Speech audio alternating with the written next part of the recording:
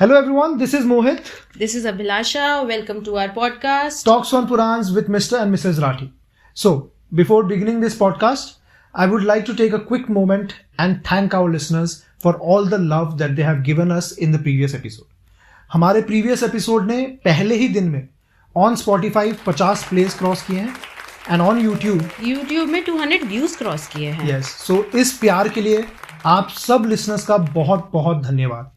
And I hope कि आप आगे भी हमें ऐसे ही प्यार बरसाते रहेंगे. Yes, so that is one. Before you start, I really want to know कि आपको क्या लगता है इस एपिसोड में हमें कितने व्यूज प्लेज मिलेंगे.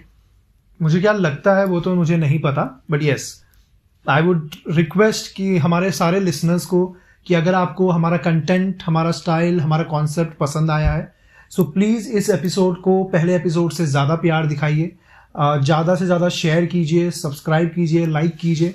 हमने अब हमारे पहले एपिसोड को देखते हुए इस एपिसोड के लिए भी एक टारगेट बनाया है कि हम स्पॉटिफाई में on the first day 100 place cross करेंगे and on YouTube first day में 300 व्यूज क्रॉस करेंगे. सो अगर वो होता है, it will give us that motivation कि हम कुछ अच्छा कर रहे हैं and we will work harder and bring more good content for all of you. Hopefully that becomes true. Yes. यार मुझे एक बात बताओ, अगर किसी को सिर्फ पुराण सुनना हो तो उसके लिए क्या करना चाहिए फिर? ओके, सो उसके लिए भी हमारे पास एक सोल्यूशन है. ओके, सो हम नहीं चाहते कि हमारा कोई भी लिसनर निराश हो या कहीं और उसे जाना पड़े. सो फॉर दैट हमने एक नया पॉडकास्ट शुरू किया है, पुराणों की गाथा. राइट. सो पुराणों की गाथा इज नथिंग बट हम उसमें शिव पुराण को वर्ड बाय वर्ड नरेट कर रहे हैं. सो एनी लिसनर को, आप में से कोई भी जिसे Shiv Purana word by word सुनना है और समझना है rather than summary, please do visit us on पुराणों की गाथा. We are available both on Spotify and YouTube. आप जाइए, वहाँ पे हमने महात्म्य से स्टार्ट करके हर एक अध्याय को धीरे धीरे और हिंदी में नरेट किया है. तो आई एम श्योर कि आपको अच्छा लगेगा सुन के. एंड जो भी आपके फीडबैक्स हैं, जो भी आपका सजेशन है, please do mention them on comments. And इसकी लिंक हमारे डिस्क्रिप्शन पे इस एपिसोड में अटैच्ड है. Yes. Okay, now moving forward, मुझे एक और क्वेश्चन है एंड एक क्यूरियोसिटी है बेसिकली. जो आपने लास्ट एपिसोड में बताया या हमने डिस्कस किया, मैं एक्चुअली सोच रही थी तो मुझे एक क्वेश्चन आया कि सूद जी और शौनक जी, इनमें जो कन्वर्सेशन होती है, शौनक जी क्वेश्चन पूछते हैं, सूद जी आंसर देते हैं. तो नाउ वी नो कि सूद जी को ज्ञान वेद व्यास जी से मिला जी. बट सॉरी टू आस्क, वेद व्यास जी को किससे मिला है? हाँ, नहीं, बहुत अच्छा क्वेश्चन है. So it is a knowledge that is coming down from हजारों साल का नॉलेज है जो पास ऑन हो रहा है. But if I have to take a name, Ved Vyas ji को ये ज्ञान सनत कुमार जी ने दिया था. So Sanat Kumar ji, okay, before coming to Sanat Kumar ji, क्या आपने कभी 4 कुमारों के बारे में सुना है? सॉरी, इसके बारे में भी नहीं सुना. 4 कुमार. ओके, सो लेट्स हम 4 कुमारों की कहानी सुनते हैं. ठीक है. सो जब ब्रह्मांड का क्रिएशन हुआ था, ब्रह्मा जी ने जब ब्रह्मांड बनाया था, तो उस टाइम पे जब सब कुछ बना दिया तो उनके दिमाग में फिर आया कि अब मुझे लाइफ, ब्रह्मांड में लाइफ डालना है, जीवन की उपाधि करनी है. एंड उसके लिए अब क्योंकि इफ लाइफ स्टार्ट करना है तो he has to create a living being, है ना. तो the first living beings that Brahma ji created out of his mind, जिनको हम उनके पुत्र, पहले पुत्र कहते हैं, वो है 4 कुमार. उन्होंने 4 पुत्र को जन्म दिया फ्रॉम हिज माइंड, जिनको 4 कुमार कहते हैं. माय गॉड, माइंड से. यस. सो 4 कुमार उन्हें इसलिए कहते हैं क्योंकि ये जो उनके पुत्र हैं, इनको हमेशा एक बच्चों के रूप में दिखाया जाता है. 4-5 साल के बच्चे जो पूरी यूनिवर्स घूम रहे हैं और ज्ञान बांट रहे हैं. नाउ द स्टोरी इज कि ब्रह्मा जी ने इन्हें एक्चुअली बनाया था to start life in the universe, कि ये जाएंगे, अपनी फैमिली बसाएंगे और through reproduction they will bring life to universe. But हुआ ये कि जब इनका जन्म हुआ, ये बचपन से ही वेद पुराण ज्ञान लेने लग गए. ऑब्वियसली ब्रह्मा जी के बच्चे हैं, राइट. तो उनको इतना ज्ञान में इतना इंटरेस्ट आ गया कि उन्होंने ये family life as a family man और या फिर आगे और एक्सटेंड करने की जगह दे डिसाइडेड कि हम तप ध्यान और ज्ञान में अपना लाइफ बिताएंगे. So they did not listen to their father. उन्होंने उनको बोल दिया कि आई एम सॉरी, हम आपकी ये विश पूरी नहीं कर सकते, हम एक फैमिली स्टार्ट नहीं करना चाहते, हम ब्रह्मचारी रह के ज्ञान और तप और ध्यान में आगे लाइफ बिताना चाहते हैं. And hence they are known as, because they are bachelors, so they are known as the 4 Kumars and the first living beings that Brahma ji created in the universe. उनके पहले 4 सन. नाउ इन 4 के नाम हैं सनक जी, सनातन जी, सानंद जी और Sanak Kumar ji. Right, sorry, Sanat Kumar ji. Okay, so the fourth one is Sanat Kumar ji is the one. Now, इनकी एक और बहुत इंटरेस्टिंग कहानी है जो भगवत पुराण से आती है. अच्छा. राइट, सो सिंस हम उनके बारे में बात कर रहे हैं और हम पुराण के बारे में ही बात कर रहे हैं, हाँ, नहीं, so, वो कहानी आई एम श्योर हमारे काफी लिसनर्स ने वो कहानी रील्स या कहीं और से सुनी होगी, बट इफ नॉट मैं सुनाना चाहता हूँ. राइट, सो क्या हुआ ऐसे कि ये 4 कुमार जो ब्रह्मा जी के पुत्र हैं, ये ऐसे यूनिवर्स में घूम रहे थे and they decided to go and visit Vishnu ji. तो वो गए Vaikuntha Dham. Right, so as you know Brahma, Vishnu, Mahesh और शक्ति ये चारों 4 लोकों में रहते हैं. राइट, सो ब्रह्मा जी का लेट्स से ब्रह्मा जी का एरिया या उनका जो यूनिवर्स है उसको ब्रह्मलोक बोलते हैं. वैसे ही विष्णु जी का जो हिज टेरिटरी और the area where he lives is known as Baikunth Lok. Right, वैसे ही शिव जी जहां रहते हैं उसको शिवलोक कहा जाता है. अच्छा. और माँ शक्ति जहां रहती है उसको मणिलोक कहा जाता है. राइट, सो वैसे ही ये 4 कुमार विष्णु जी से मिलने गए वैकुंठ लोक में. अब जब वो वहां पहुंचे और क्योंकि थे तो वो दिखते थे, जब उनको आप देखोगे तो वो 5-5 साल के 4 बच्चे हैं. अच्छा, मतलब बच्चे ही दिखते हैं. क्योंकि वो हमेशा के लिए उन्होंने वो बच्चे का रूप ही धारण कर लिया है. बिकॉज द बच्चों का रूप is a symbol of purity and innocence. Right, so they are always depicted और shown as 4 children. Right, so but थे वो ऋषि मुनि. राइट, ज्ञान उनमें भरमार है क्योंकि वो ब्रह्म के पुत्र हैं. तो वो पहुंचे बैकुंठ लोक गेट पे एंड उन्होंने बोला हमें विष्णु जी से मिलना है. अब वहां पे जो गार्ड है उनका नाम था जया और विजया. अच्छा, ठीक है, जय और विजय.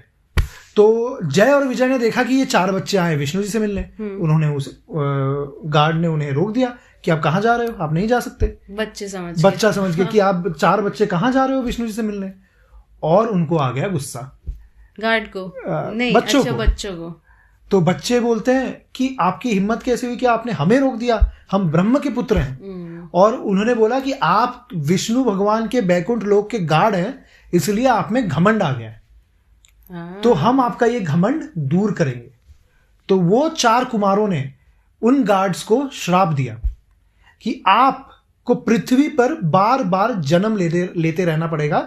आप पृथ्वी पर अलग अलग जन्म लेके पैदा होते रहेंगे क्योंकि आपको गर्व बहुत घमंड है कि आप बैकुंठ लोक में विष्णु भगवान के गार्ड बन के बैठे हो. तो आप पृथ्वी लोक पे जाओगे और मनुष्य का जन्म लेके बार बार जन्म लेते रहोगे. अब उतना सुनते ही वो गार्ड्स टेंशन में आ गए कि ये क्या बोल दिया, कहाँ हम बैकुंठ लोक में बैठे और आप हमें पृथ्वी भेज रहे हो. तो उस टाइम पे फिर विष्णु भगवान आए और विष्णु भगवान ने देखा कि क्योंकि वो बच्चों का रूप है तो वो इनोसेंस है, अब अपने इनोसेंस में उन्होंने वो श्राप दे दिया. तो विष्णु भगवान ने बोला कि ये श्राप भी मेरी एक लीला होगी. अच्छा, सो व्हाट हैपेंड इज जय और विजय जो विष्णु भगवान के गार्ड थे, उन्होंने जो जन्म लिए उन्होंने 3 युग में, सतयुग, त्रेता युग और द्वापर युग में 3 राक्षसों का जन्म लिया. अच्छा, जिनको विष्णु भगवान अलग अलग अवतार लेके मुक्ति देते हैं. अच्छा, सो सतयुग में उन्होंने हिरण्यकश्यप और हिरण्ययक्ष. ये अच्छा, ये मैंने स्टोरी सुनी है बट मुझे नहीं पता ये श्राप 4 कुमारों ने दिया था. तो ये जय और विजय जो विष्णु भगवान के गार्ड थे उन्होंने ही सतयुग में हिरण्यकश्यप और हिरण्ययक्ष का जन्म लिया जिनको विष्णु भगवान ने अलग अलग अवतार लेके मुक्ति दी. यस. और वैसे ही उन्होंने त्रेता युग में रावण और कुंभकर्ण का रूप लेके जन्म लिया। ओह माय गॉड, कितना रिलेटिव, मतलब नॉट सो रिलेटिव। तो उनको विष्णु भगवान ने राम भगवान का अवतार लेके मुक्ति दी। और द्वापर युग में उन्होंने शिशुपाल और दंतवक्रा का रूप लिया, जिनको विष्णु भगवान ने कृष्ण भगवान का रूप लेके मुक्ति दिया था।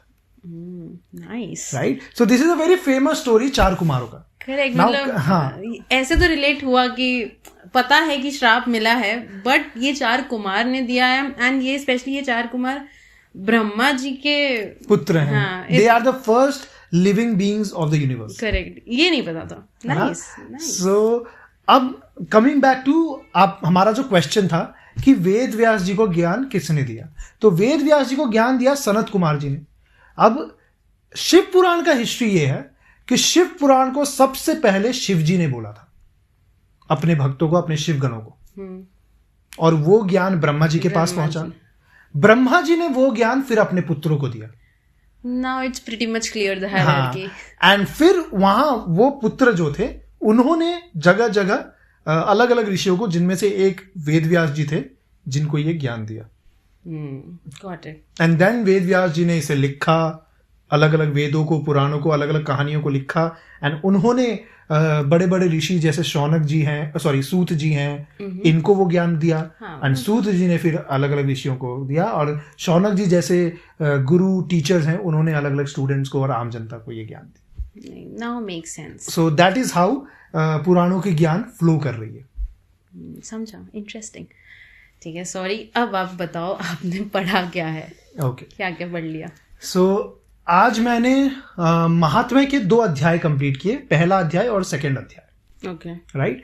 आपको याद होगा कि पिछले एपिसोड में हमने महात्म्य को समराइज किया था 3 भाग में, कि नंबर 1 महात्म्य क्यों पढ़ना चाहिए और किसे पढ़ना चाहिए, सॉरी शिव पुराण क्यों पढ़ना चाहिए और किसे पढ़ना चाहिए। नंबर 2 कि शिव पुराण अगर कोई पढ़ लेता है तो उसका इम्पैक्ट क्या है। करेक्ट। एंड नंबर 3 कि शिव पुराण पढ़ने का तरीका क्या है, how, right. So why and what and how, right. सो पहले 2 अध्याय में वाई का आंसर दिया गया है कि शिव पुराण क्यों पढ़ना चाहिए। Okay, so we will get to know कि हमें क्यों पढ़ना चाहिए शिव पुराण। सो जैसे कि हमें पता है कि शिव पुराण एक्चुअली शौनक जी और सूत जी का कॉन्वर्सेशन है। हाँ जी। तो जैसे ही महात्म्य का पहला अध्याय शुरू होता है, शौनक जी सूत जी को अपने क्वेश्चंस से पूरा लाइन लगा देती है क्वेश्चंस की। एंड ओवरऑल अगर मैं सारे क्वेश्चंस को समराइज करूं, उन्होंने 3-4 मेजर क्वेश्चंस पूछे। अच्छा। सबसे पहले उन्होंने सूत जी को पूछा कि सूत जी मुझे ये बताइए कि शिव पुराण में जितनी भी कहानियां हैं उनका सार क्या है, उनका लेसन या उनका एसेंस क्या है। अच्छा। नंबर 1। नंबर 2 उन्होंने पूछा कि ये जितने भी महात्मा, ऋषि, मुनि, साधु, संत दुनिया में हैं, जिनको हम देखते हैं जो इतना सेल्फ कंट्रोल और सही रास्ते चलते हैं, इतना डिसिप्लिन, इतना विल पावर जो उनमें होता है, वो आता कहां से है। और अगर वो चीज किसी आम आदमी को या किसी ऐसे आदमी को जो एक एक पापी बन चुका है या गलत रास्ते में चल चुका है, अगर उसको वो लाना है तो वो कैसे ला सकता है, उसका एक रास्ता बताइए। अच्छा, मतलब कोई मिस्टेक्स कर ले तो उसको सही, कि कोई अगर गलत रास्ते में चल चुका है तो वो वापस सही रास्ते में कैसे आ सकता है। ओके, हाँ, दैट्स नाइस क्वेश्चन, है ना। नंबर 2 एंड नंबर 3 उन्होंने बोला कि क्योंकि ये सब कॉन्वर्सेशन चल रही है सतयुग में, हाँ, तो शौनक जी बोलते हैं कि आने वाले युगों में पाप बढ़ने वाला है। सही बात है, कलयुग ही देख लीजिए। हाँ, तो the word that he used कि कलयुग में जाके लोग असुर बुद्धि के हो जाएंगे। असुर बुद्धि मतलब पाप बुद्धि। बात तो सही बोले, जो है ना, बोलो कि लोग लूट, डकैती, भाई भाई को मार रहे हैं, माँ बाप, एवरीथिंग, राइट। माँ बाप की कोई रेस्पेक्ट नहीं कर रहा, बेटा माँ को मार रहा है, माँ बेटे को मार, एवरी काइंड ऑफ जो वर्स्ट से वर्स्ट पाप हो सकता है वो कलयुग में होता है। सही बात। तो शौनक जी बोलते हैं कि कलयुग में जाके जो लोग असुर बुद्धि के हो जाते हैं उनके लिए मुक्ति का रास्ता क्या है, उनके लिए भी होता है क्या रास्ता? कि सनातन धर्म कहता है कि no matter how many mistakes you do, but it is not the end, there is always a chance to come to the right path. That's good to know. है ना, कि चाहे आपसे जितनी गलतियां हो जाए, लेकिन अगर एट एनी मोमेंट आपके मन में यह आ जाता है कि नहीं, I want to change, it's the right moment. मतलब रियलाइजेशन, एक्सेप्टेंस बहुत जरूरी है. पश्चाताप और ये रियलाइज करना कि हाँ मुझसे गलती हो गई है is the beginning. And there is always chance for anyone to come to the right path in Sanatan Dharma, is what the teaching says. तो यही क्वेश्चन शौनक जी सूत जी से पूछते हैं कि रास्ता बताओ आप हमें कि अगर इन लोगों को सही रास्ते में आना है तो व्हाट इज द वे. इसका आंसर क्या है? क्वेश्चन तो सही है, ठीक बहुत ही है. तो इंपॉर्टेंट मैंने क्वेश्चन. ये सब उन्होंने घूम घूम के और बहुत तरीके से पूछा, लेकिन पूछा ये है. ठीक है. ठीक है. अब आते हैं सूत जी के आंसर पे. द मोस्ट इम्पोर्टेंट पार्ट कि आंसर क्या है. सही बात है. सूत जी को आंसर को ना फॉर एवरीवन्स अंडरस्टैंडिंग मैं 2 पार्ट्स में अगेन डिवाइड करूंगा. ठीक है. पहले पार्ट में सूत जी कहते हैं कि द फैक्ट कि किसी के मन में यह इच्छा आई कि उसे सही रास्ते पे जाना है इज इटसेल्फ अ ब्लेसिंग. सिर्फ इच्छा आई इसीलिए इट्स अ ब्लेसिंग? Yes. मतलब फिर नहीं से समझ आया. नहीं समझा. Let me explain. किसी भी चीज को पाने के लिए मैं ये अब सबसे रिलेट करके समझाता हूं. शिव पुराण पे भी घुसेंगे, लेकिन एक कॉमन मैन के लिए व्हाट डज दिस मीन? हाँ, that's important. Yes, the lesson out of this, right, कि चाहे लाइफ में आपको कुछ भी चाहिए, चाहे वो सक्सेस हो, चाहे वो फाइनेंशियल सक्सेस हो, चाहे कोई एक सपना हो कि मुझे गाड़ी खरीदनी है, मुझे घर बनाना है, मुझे घूमना, ये जगह घूमनी है, कुछ भी dreams and aspirations and desires हो, the first step towards any dreams and desires is the passion with which you want that dream. हाँ, अब मतलब okay, now I'm getting it, yeah. अगर वो passion is strong, that is the first successful step. सही बात है. Passion नहीं होगा तो आप सोचोगे ही नहीं करने का. अगर इच्छा नहीं होगी, वो स्ट्रॉन्ग डिजायर नहीं होगा, तो तुम वो मेहनत करोगे ही नहीं आगे बढ़ने का. एटलीस्ट स्टार्ट ही नहीं करोगे. और इसलिए किसी भी चीज को पाने के लिए द फर्स्ट स्टेप इज कि उसको पाने की इच्छा कितनी स्ट्रांग है. हेंस सूत जी उसको एक ब्लेसिंग कहते हैं. बात तो बड़ी डीप कर दी है. तो अगर सूत जी कहते हैं कि शौनक जी आप धन्य हो कि आपके मन में शिव पुराण पढ़ने की इच्छा आई है. दैट इटसेल्फ मीन्स कि आप पे शिव जी की कृपा है. क्यों कहते हैं? क्योंकि हर किसी में वो पैशन नहीं होता. यहां पे शिव पुराण कहा गया है, लेकिन फॉर इन जनरल लाइफ किसी चीज को पाने की वो पैशन आना भी एक ब्लेसिंग है, जो हर किसी में नहीं आता. That is true. कुछ भी करना हो आज लाइफ में, एनीथिंग, एक करियर पाथ भी चूज करना हो, तो अगर उसमें इंटरेस्ट नहीं है तो you will never succeed. Because I think just अभी बात करते करते मेरे दिमाग में एग्जाम्पल आया, हमारे जो ex president late Shri Abdul Kalam Azad, right, great scientist and the one who started the space research in India. तो उनका space and this technology and aeronautical engineering में इतना इंटरेस्ट था कि उनकी एक पिक्चर है जहां पे वो एक रॉकेट मिसाइल का टॉप पार्ट साइकिल में लेके जा रहे हैं, बिकॉज उस टाइम इंडिया में वो रिसोर्सेज नहीं थे. And that one picture is so stuck in my head कि वो आदमी में इतनी पैशन थी किसी चीज को करने की कि देर वॉज नो मतलब कोई ये बोल सकता है कि भाई क्या साइकिल में अब रॉकेट लेके जाएंगे, ये कोई होता है क्या? लेकिन हुआ एंड ही डिड इट. मतलब वो लगन थी कि करना है, कैसे भी करना है. सो वो इच्छा.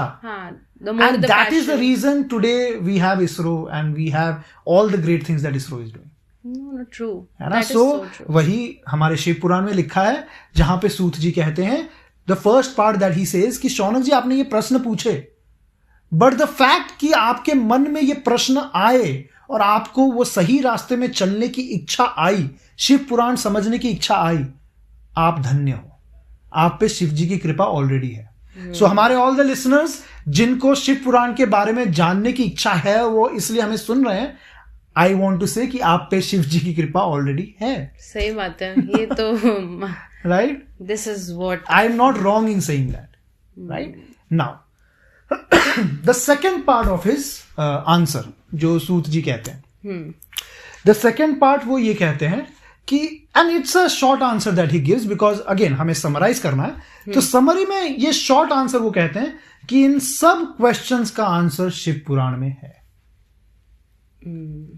Shiv Puran is the ultimate guide अगर किसी को भी सही रास्ते में आना है, चाहे वो कितना ही बड़ा पापी क्यों ना हो, उसने गंदे से गंदे पाप क्यों ना किए हो, लेकिन अगर वो शिव पुराण को अपनाता है और शिव पुराण को पढ़ता है तो वो सही रास्ते पे आ सकता है। So the ultimate answer to all this questions what Suta ji says is Shiv Puran. जैसे बोला जाता है आई थिंक भगवत गीता में कि सब चीज का आंसर भगवत गीता में है, इसी वजह से। हाँ, जैसे हमने पहले भी फर्स्ट एपिसोड में जब डिस्कस किया था कि Puran are nothing but guide books.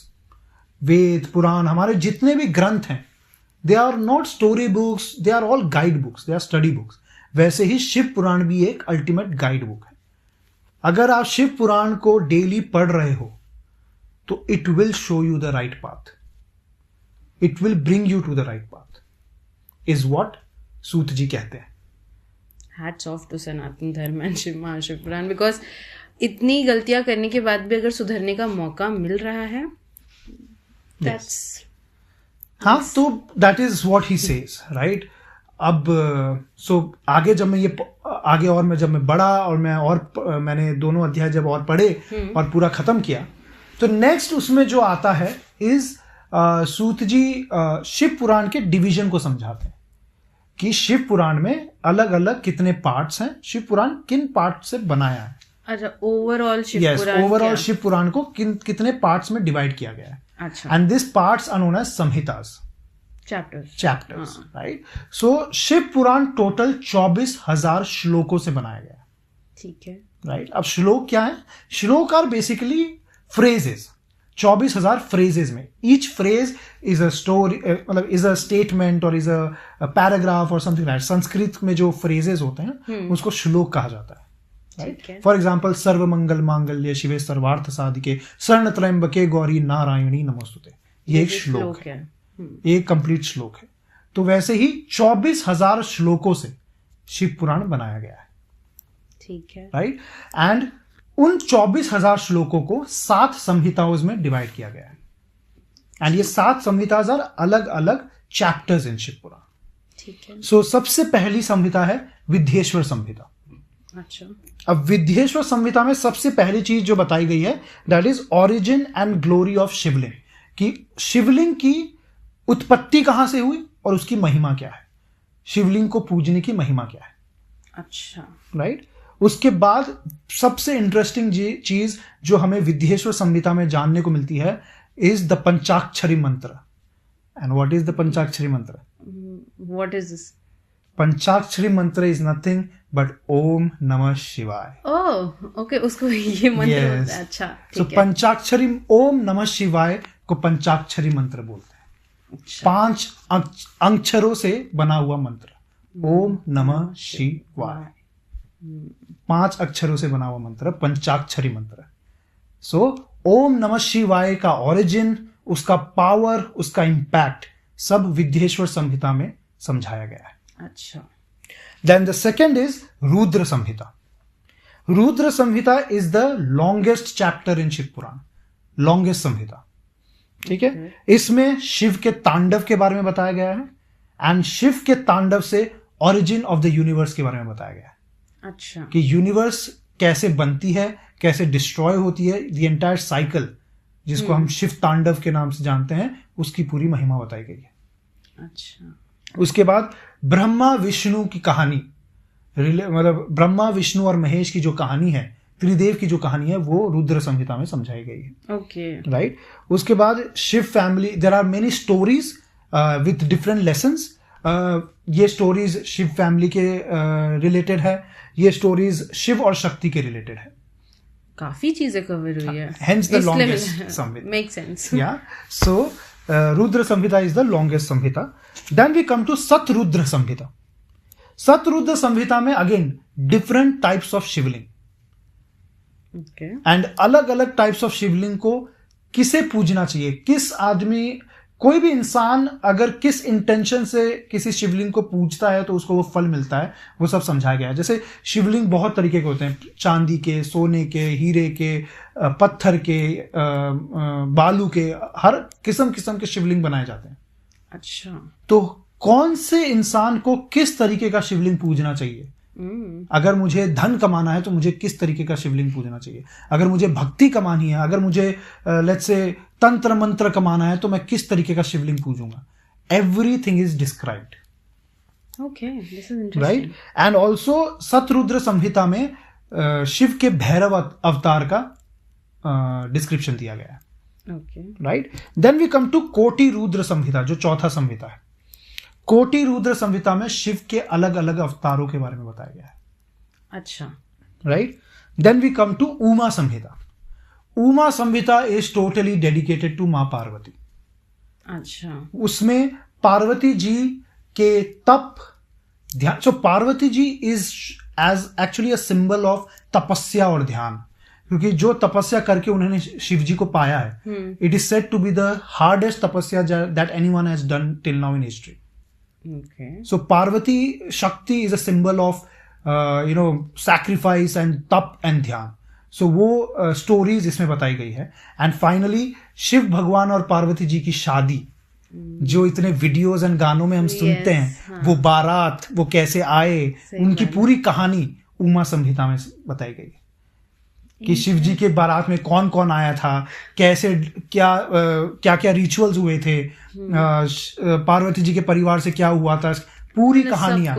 तो सब कुछ उमा संहिता में बताया गया। काफी डिटेल में है हर चीज। इसीलिए शिव पुराण है, इसलिए शिव जी की पूरी हिस्ट्री इसमें बताई गई। सही बात है, एक भी डिटेल मिस हो गई तो कहां से पता चलेगा किसी को कुछ भी। And then we come to the sixth samhita, that is Kailash Samhita.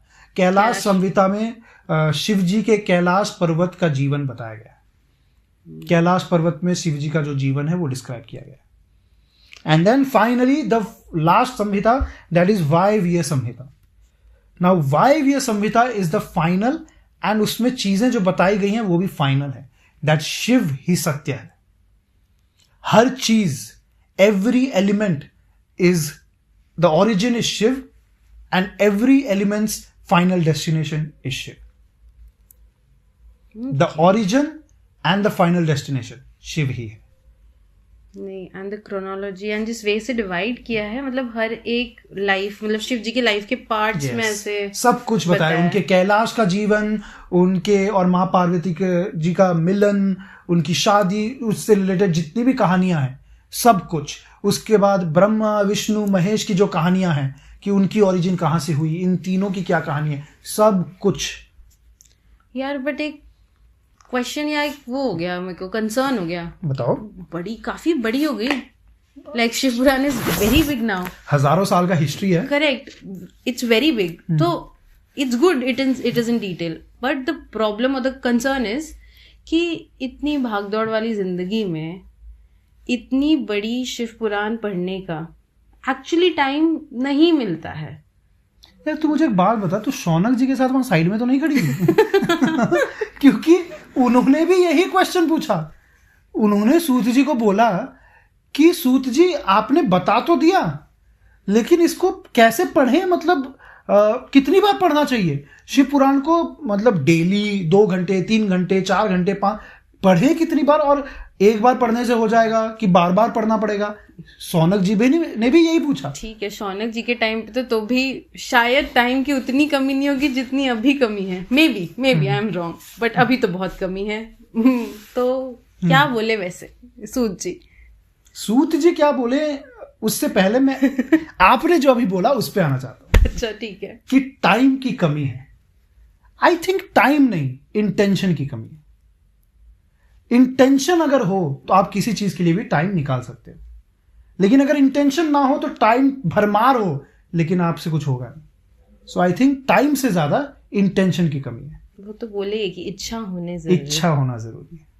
Right. So now coming to Suta ji ने क्या बोला। सूत जी कहते हैं कि कोई बात नहीं वत्स, आपको मैं बताता हूं कि कितना पढ़ना है। आप डेली शिव पुराण के लिए थोड़ा टाइम निकालिए, साल के हर दिन थोड़ा थोड़ा करके पढ़िए, लेकिन हर दिन टाइम निकालिए। शौनक जी बोलते हैं अगर नहीं मिला तो सूत जी बोलते हैं कोई बात नहीं, ठीक है, आपको चलो हर दिन टाइम नहीं मिलेगा तो एक काम करो, साल में कोई 1 महीना पकड़ो और उस 1 महीने आप हर दिन शिव पुराण पढ़ोगे और उस 1 महीने में शिव पुराण को कंप्लीट करोगे। अच्छा, 1 महीने? 1 महीने। शौनक जी बोले नहीं मिला तो, टाइम नहीं मिला तो सूत जी बोलते हैं ठीक है, वो भी कोई बात नहीं, आप एक काम करो, आप दिन का एक छोटा सा लेट्स से 5 मिनट, उतना तो मिल ही जाएगा। हाँ। वो बोलते हैं एक छोटा सा क्षण इज द वर्ड जो सूत जी यूज करते हैं। अब मैं क्षण का, it can be 5 minutes, it can be 2 minutes, it can be 3 minutes, वो हमारे ऊपर है, लेकिन वो बोलते हैं टू बी एग्जैक्ट, जो सूत जी बोलते हैं कि एक क्षण या उसका भी आधा या उसका भी आधा इज द एग्जैक्ट वर्ड जो सूत जी बोलते हैं, कि आप एक क्षण दिन का शिव पुराण के लिए निकालिए, अगर वो भी ना हो तो उसका आधा, और अगर वो भी ना हो तो उसका भी आधा, उतना तो निकल ही जाएगा, लेकिन हर दिन। हाँ, हर दिन उतना टाइम आपको शिव पुराण के लिए निकालना। नहीं, उतना तो निकल जाएगा, इच्छा तो है ही। तो अब आप मुझे बताओ, टाइम निकालने की कंसर्न है कि इंटेंशन? नहीं, मैंने पहले सोचा था इतना बड़ा एक साथ पढ़ना है, तो वो बात है, बट ठीक है, नहीं, ये तो है, तो इतना तो निकलेगा ही। सनातन धर्म बोल रहा है कि भाई तू दिन का 1 मिनट, 2 मिनट, 3 मिनट ही निकाल, लेकिन हर दिन मन से निकाल, और वो 3 मिनट कंप्लीटली शिव के होने चाहिए। उस 3 मिनट में तेरे और शिव के बीच में कोई नहीं होना चाहिए। बात तो बराबर है, जब इतना फ्लेक्सिबिलिटी दिया है तो उतना तो शिव जी को हम कर ही सकते हैं, कर ही सकते हैं, टाइम दे ही सकते हैं, क्यों नहीं। बिल्कुल। और बताइए क्या क्या आपने और पढ़ा है? ओके, सो हाँ, मतलब जो हमारे 2 अध्याय में जो भी समराइज मैंने किया, इन समरी दिस इज व्हाट 2 अध्याय में जो सूत जी और सौनक जी का कॉन्वर्सेशन है, बेसिकली यही इसके अराउंड ही रिवॉल्व करता है। But there are a few things जो बहुत मुझे इंटरेस्टिंग लगी, एंड मैं चाहता था कि मैं तेरे साथ वो शेयर करूं, because I think you will also find that very interesting. Okay, है ना? तो यू रिमेम्बर हमने लास्ट एपिसोड में यज्ञों के बारे में बात किया था, राइट? सो व्हाट वाज यज्ञ? Gathering of all the greater minds और एवरीवन। हाँ, सो ऋषि मुनियों का जब गैदरिंग हुआ तो it was gathering of brightest minds of India, लेकिन इन जनरल यज्ञ is gathering of people, right? कि a group of people gather कर रहे हैं, वी कॉल इट अ यज्ञ और कॉन्फ्रेंस और या सो उसी यज्ञ के कॉन्टेक्स्ट में जब मैं ये 2 अध्याय पढ़ रहा था, there were certain different types of yagya जिनके नाम इस पे आए। अच्छा। एंड उनके मतलब मुझे वो बहुत इंटरेस्टिंग लगा कि इतने अलग अलग टाइप के यज्ञ होते हैं, तो मैंने फिर उन पे थोड़ा रिसर्च किया, and it was very interesting. तो मुझे लगा कि यार मैं तुझे ये बताऊंगा कि if you have heard about it और नॉट, क्योंकि मैंने तो नहीं सुना था। बताइए, तो मुझे बहुत इंटरेस्टिंग नाम तो बताइए। हाँ, तो इस 2 अध्याय में 4 यज्ञों के बारे में it has been mention Shiv Puran में, महात्म्य में। पहला है अश्वमेध यज्ञ। अच्छा। दूसरा है वाजपेयी यज्ञ। ओके। तीसरा है राजसूय यज्ञ, और चौथा है अग्निष्टोम यज्ञ। ओके, इसमें से आई थिंक मैंने सिर्फ अश्वमेध यज्ञ तो भी सुना है। हाँ, मतलब आई थिंक रामायण वगैरह में कहीं पे सुना होगा। अब एग्जैक्टली नहीं याद है, बट हाँ, ये तो सुना, बट और 3 तो नहीं सुना। मैंने तो चारों नहीं सुने थे। अच्छा, है ना? तो मुझे बहुत इंटरेस्टिंग लगा, एंड मैंने फिर रिसर्च किया कि भाई ये होते क्या है, इन यज्ञों में क्या होता है, राइट? तो फिर कुछ इंटरेस्टिंग चीजें पता चली विच आई वांट टू शेयर। ठीक है, सो लेट्स स्टार्ट विद अश्वमेध यज्ञ। नाउ अश्वमेध यज्ञ इज व्हाट तुमने सुना होगा पहले भी, कि एक राजा अपनी डोमिनियन और अपना पावर दिखाने के लिए क्या करता है, ही प्रिपेयर्स अ हॉर्स। एक घोड़े को तैयार करता है, may be his own horse, जिसपे वो कोई भी युद्ध होती है तो राजा का एक स्पेसिफिक घोड़ा होता है जिस घोड़े को लेकर ही वो युद्ध पे जाता है। तो राजा के उस घोड़े को तैयार किया जाता है। अच्छा, राइट? एंड उनके साथ 400 सिपाही, 400 सिपाही सोल्जर्स उसके साथ उनके उस घोड़े के पीछे पीछे रहते हैं। ओके, एंड उस घोड़े को खुला छोड़ दिया जाता है टू वॉन्डर अराउंड। अब होता यह है कि वो घोड़ा जिस किंगडम का राजा है उस किंगडम को छोड़ के अब अलग अलग किंगडम में एंटर करता है, बिकॉज ही जस्ट वॉन्डरिंग, है ना? ठीक है, हाँ। तो मान लो there is a kingdom A, उसके चारों तरफ there is kingdom B C D E F. अच्छा, ए का घोड़ा है। हाँ, ओके। एंड किंगडम ए के राजा ने अपना घोड़ा तैयार किया, अश्वमेध यज्ञ अरेंज किया, जहाँ पे बहुत सारे ऋषि मुनि आए एंड बहुत सारी पूजा पाठ एंड वो सब हुआ, एंड एट द एंड उस घोड़े को तैयार करके छोड़ दिया गया। अच्छा। अब होगा ये कि वो घोड़ा किसी किंगडम में एंटर करेगा, लेट्स से दैट घोड़ा एंटर्स किंगडम बी। अब अगर उस किंगडम बी के राजा ने उस घोड़े को रोक दिया या उसे मार दिया या उसे रिटर्न कर दिया, उसे वापस भेज दिया, it is a declaration of war. What? Yes. Okay. And अगर उसने उसे पास करने दिया अपने किंगडम से, that means he is surrendering to the dominion of kingdom A. Okay, अच्छा, है ना? तो सिमिलरली वो घोड़ा हर एक किंगडम में एंटर करता है। किसी भी किंगडम ने अगर उस घोड़े को रोक दिया या उसे मार दिया या उसे रिटर्न कर दिया, it's a declaration of war. सो फिर उस राजा को उस किंगडम के साथ वॉर करना है, एंड अगर वो जीत जाता है then that kingdom has to surrender. Okay. So this way Ashwamedha yagya से कोई भी राजा अपना डोमिनियन, अपना पावर दिखाता था कि मैं अपना घोड़ा छोड़ रहा हूं, अगर किसी में हिम्मत है तो इसे रोक। इसकी सबसे फेमस जो अश्वमेध यज्ञ का स्टोरी है, दैट इज वो रामायण से है, जहां पे राम भगवान आफ्टर ही रिटर्न्ड, जब वो वनवास से वापस अयोध्या आए थे, ही हैड अरेंज्ड अश्वमेध यज्ञ। एंड अगर आपने सुना होगा, उस राम भगवान के घोड़े को लव कुश ने रोका। यस यस, हाँ, है ना? यस। एंड उन लव कुश ने जब उन घोड़े को रोक दिया था, तो राम भगवान को पता नहीं था लव कुश उनके बच्चे हैं, तो उन्होंने हनुमान जी को भेजा था कि कौन है ये जिसने मेरा घोड़ा रोक दिया। तो हनुमान जी जाते हैं और हनुमान जी देखते ही पहचान लेते हैं कि ये तो श्री राम के बच्चे हैं, तो वो उनसे हाथ जोड़ते हैं कि प्लीज आप ये घोड़ा छोड़ दीजिए। तो वो लव कुश तीर मार के हनुमान जी को बांध देते हैं मतलब हनुमान जी बंध जाते हैं, क्योंकि वो उनको कुछ कर सकते नहीं। Right? So this is a very famous story Ramayana से। राइट? एंड इसी स्टोरी को लेके लोगों को अश्वमेध यज्ञ का पता चलता है। राइट? सो ये एक बहुत इंटरेस्टिंग था जो मुझे you know, this is very much interesting. Right? And अब दूसरे पे आते हैं, दैट इज वाजपेयी यज्ञ। ना वाजपेयी यज्ञ इज अ यज्ञ ऑफ सेलिब्रेशन। राइट? सेलिब्रेशन का रीजन कुछ भी हो सकता है, मे बी किसी वॉर की विक्ट्री हो, किसी की शादी हो, कोई यू नो त्योहार हो, कुछ भी हो। सेलिब्रेशन का रीजन कुछ भी हो सकता है, बट उस सेलिब्रेशन के लिए वाजपेयी यज्ञ किया जाता है। वाजपेयी यज्ञ 17 दिन तक चलता है। 17 दिन? Yes. The number 17 is very specific and special to Vajpeyi yagya, क्योंकि इसमें हर चीज 17 के काउंट पे ही होती है। मतलब 17 दिन तक ये यज्ञ चलता है। ओके। 17 दिनों तक जो मंडप सजता है वो 17 तरीके के कपड़ों से सजता है। May be 17 colour, may be 17 material अलग अलग, या 17 तरीके के फूलों से सजता है। ऐसा भी होता है 17 टाइप के खाने, मतलब एवरीथिंग 17 तरीके की डिश, 17 तरीके के ड्रिंक्स। उसके बाद 17 priest specifically are chosen to perform every puja, सब कुछ। एंड उन प्रीस्ट को 17 तरीके के भेंट दिए जाते हैं। ओह, मतलब सब कुछ ही 17, एवरीथिंग इज 17। सो उस 17 तरीके के भेंट में उन प्रीस्ट को मे बी 17 तरीके के चैरियट्स, 17 घोड़े, 17 गाय, बिकॉज पहले प्रीस्ट को या जो हमारे पुजारी थे, साधुओं को यही सब दान दिया जाता था, गौ दान, अनाज दान, may be you know jewellery and everything. Right? क्योंकि राजाओं ने ये यज्ञ कराते थे, तो राजाओं के पास कुछ कमी तो थी नहीं, तो वो पूरा भरमार दान देते थे। तो हर तरीके का दान 17 तरीके का था। तो 17 पुजारियों को 17 तरीके के दान, 17 दिन तक यज्ञ, 17 तरीके। सो जब राजा आता था यज्ञ में, तो ही यूज्ड टू कम 17 दिनों में 17 तरीके के चैरियट्स में वो आता था। एक दिन में एक चैरियट, अगले दिन में दूसरा चैरियट। सो 17 चैरियट्स में वो यज्ञ में आता था। So the number 17 is very special to Vajpeyi yagya. ये मुझे नहीं पता, so I found it very interesting. मुझे तो वाजपेयी यज्ञ नहीं पता था, तो 17 सो ये दूसरा टाइप ऑफ यज्ञ था जो मैंने पढ़ा, वाजपेयी यज्ञ। Okay. Now the third is जो हमने पढ़ा is राजसूय यज्ञ। And राजसूय यज्ञ is somewhat similar to आपके अश्वमेध यज्ञ।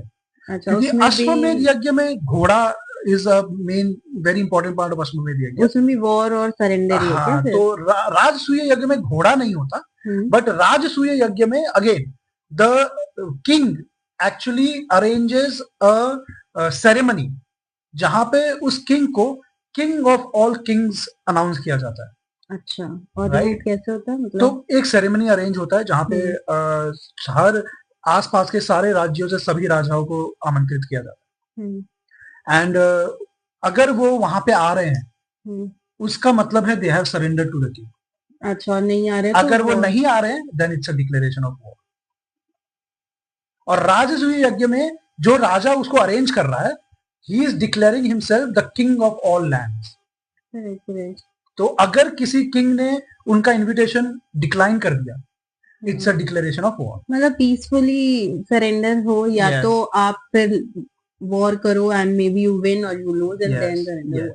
सो राजसूय यज्ञ भी अश्वमेध यज्ञ की तरह it's a symbol of your power and rule. And Rajasuya yagya का बहुत फेमस किस्सा है महाभारत में, जब युधिष्ठिर ने राजसूय यज्ञ किया था। एंड युधिष्ठिर ने राजसूय यज्ञ किया था जो सक्सेसफुल था। एंड उसी यज्ञ के वजह से दुर्योधन युधिष्ठिर से जलना शुरू होता है and then you know the story. हाँ, करेक्ट। हाँ, सो राजसूय यज्ञ जब भी आता है इट्स फ्रॉम महाभारत। लोगों को सुनने में आता है कि राजसूय यज्ञ, राइट। एंड देन फोर्थ जो मैंने बोला अग्निष्टोम यज्ञ। अग्निष्टोम यज्ञ एक्चुअली एक छोटा यज्ञ है जो अलग अलग यज्ञों का एक पार्ट भी हो सकता है। फॉर एग्जाम्पल अगर मैं अश्वमेध यज्ञ करवा रहा हूँ तो उसके स्टार्टिंग में मैं अग्निष्टोम यज्ञ करवाता हूँ। It is actually a symbol of purifying the environment.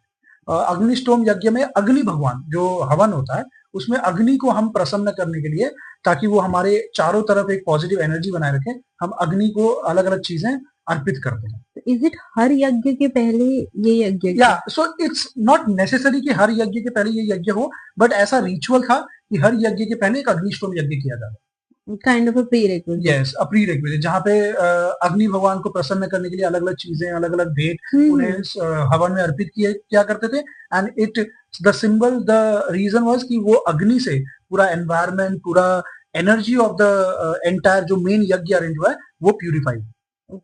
Now you must be knowing कि the ultimate purifier, the ultimate element जो हर चीज को प्यूरिफाई करता है इज फायर।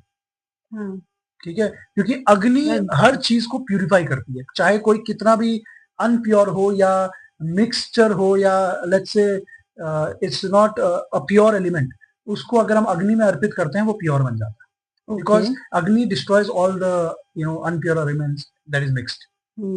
तो अब मुझे ये बताओ कि अगर Agni is the purifier, what is the purest element और the purest form of element that we use in our day-to-day life? यार नहीं यार, कोई आइडिया नहीं है। मतलब मैं ट्राई कर रही थी सोचना, पर ओके, सो मैं बताता हूँ। आपको पता है शिव भगवान पूरे शरीर में भस्म क्यों लगाते हैं? Is that? Yes.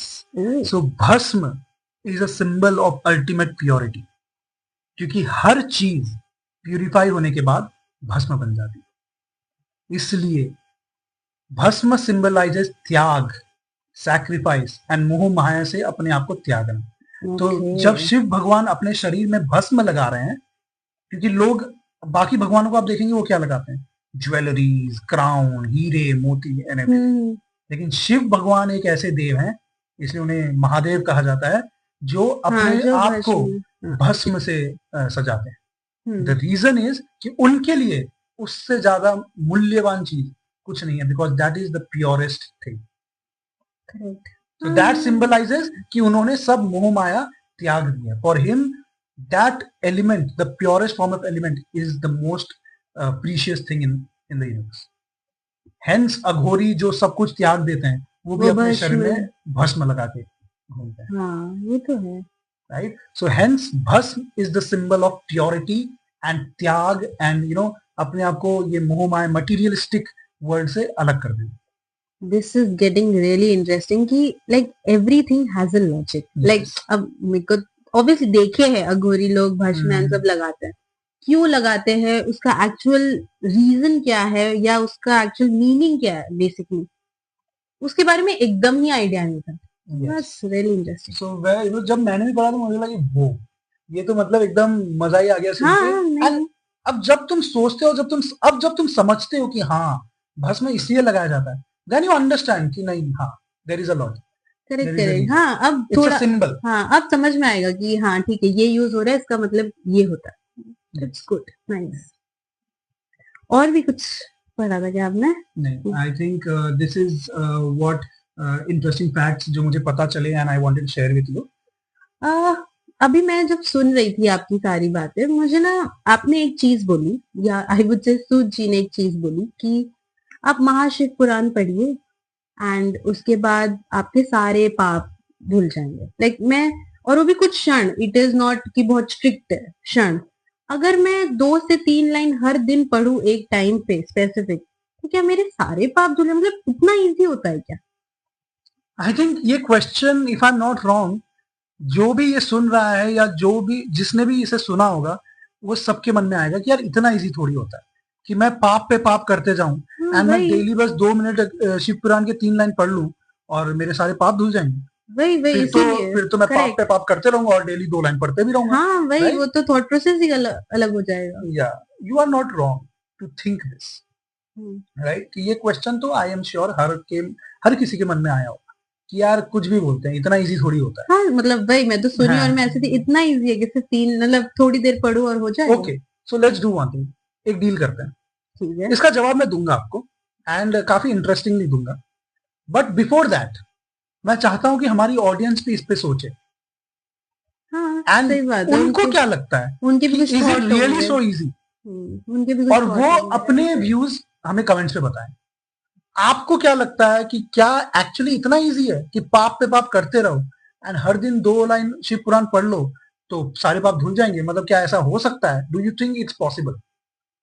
अगर आपको लगता है पॉसिबल है तो आपको क्या लगता है इसमें क्या लॉजिकल है? And trust me, there is a logic behind it. Okay, है ना? तो I request all my audience कि आप हमें कमेंट सेक्शन में जरूर बताइएगा कि आपको क्या लगता है कि इज इट पॉसिबल कि 2 लाइन डेली पढ़ने से मेरे सारे पाप धुल जाएंगे और मैं एक अच्छा इंसान बन जाऊं। और अगर आपको लगता है कि नहीं ये पॉसिबल नहीं है तो वो भी बताइएगा कि नहीं भाई ये पॉसिबल नहीं, बिकॉज एज यू नो हम सनातनी हैं and we are open to question. Because मुझे तो डाउट है इसलिए मैंने पूछा। So with that, I request all my audience to please do share your views on comments.